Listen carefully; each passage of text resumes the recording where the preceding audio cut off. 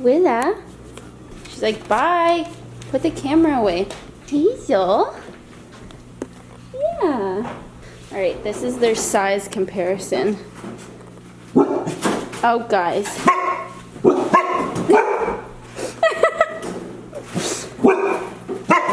Guys, you don't even know what you're barking at.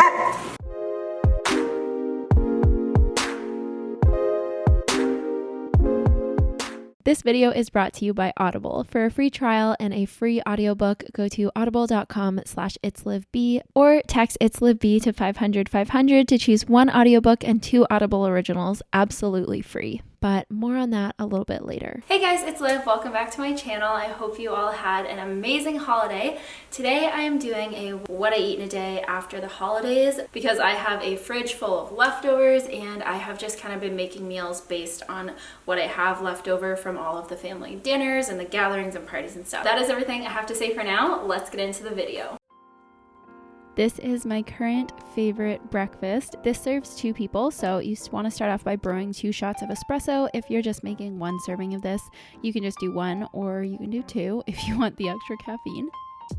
And then into a blender, you want to add some non-dairy milk. I'm using this oat milk, a little bit of coffee creamer for some sweetness. This is a vanilla flavor, some protein powder. This is my favorite one, followed by some frozen banana. I did 1.5 bananas for this for 2 people, and then some chocolate chips, or these are vegan chocolate chunks, followed by the espresso. And look at that shot, it's so beautiful.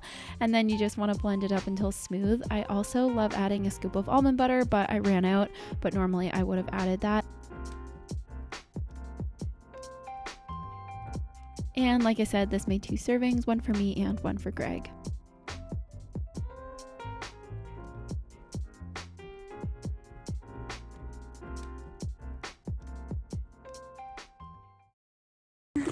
I'm literally gonna wipe out trying to do this.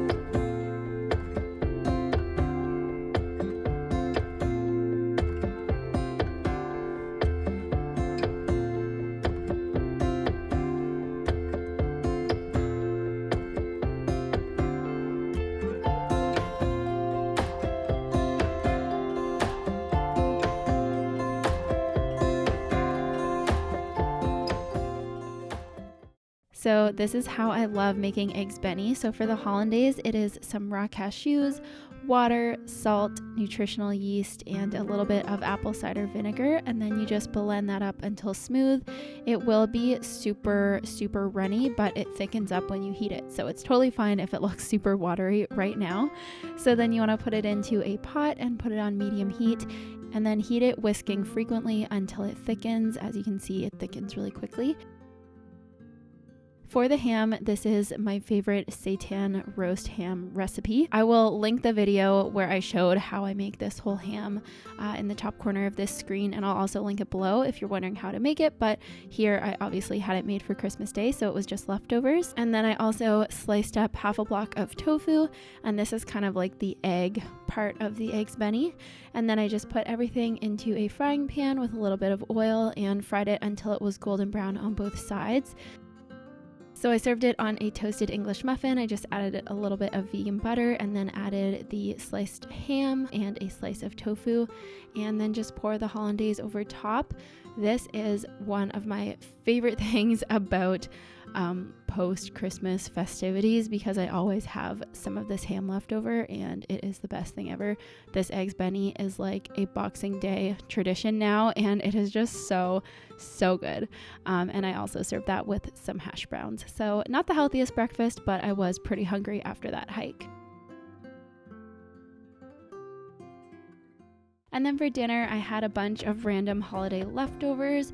So I had this Gusta seitan roast that was left over.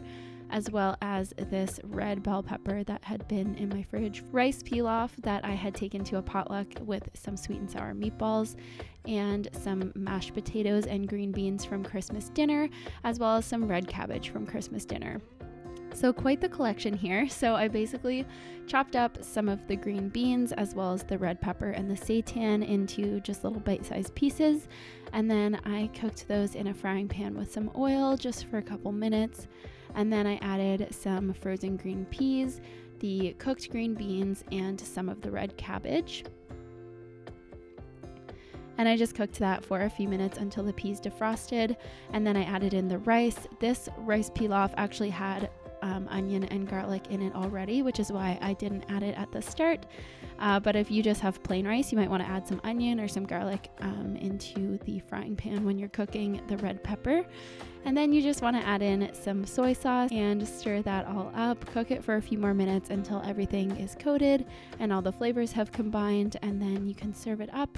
I love serving it with some hot sauce, and I also added sweet chili sauce after this, but it looked kind of messy, so I didn't show that part. But that is it. It was so delicious, and yeah, I love holiday leftovers, and I really liked it all in this fried rice. So definitely try this out if you have some of the same ingredients that I showed here. This video is brought to you by Audible. For those of you who don't know, Audible is an audiobook service that has the largest selection of audiobooks on the planet. And today, if you go to my link, audible.com/itslivb, you can get a 30-day free trial that gives you 1 free audiobook and 2 Audible originals, which are basically audiobooks or exclusive content that you can't find anywhere else except on Audible. So for example, you can listen to Little Women that is read with a full cast of different voices for each character, and that is only available on Audible. As a member, every month you get 1 free audiobook and 2 Audible originals that you get to keep forever, regardless of if you cancel the membership in the future. So the audiobook that I downloaded recently that I can't wait to start listening to in the new year is Wild by Cheryl Strayed, and you guys know I'm super into hiking lately. Visit audible.com/itslivb or text itslivb to 500 to choose 1 audiobook and 2 Audible originals absolutely free. And I will leave a link in the description box below. Thank you guys so much for watching. I hope you enjoyed this video. That's everything for me today, and I will see you guys in the next video. Bye!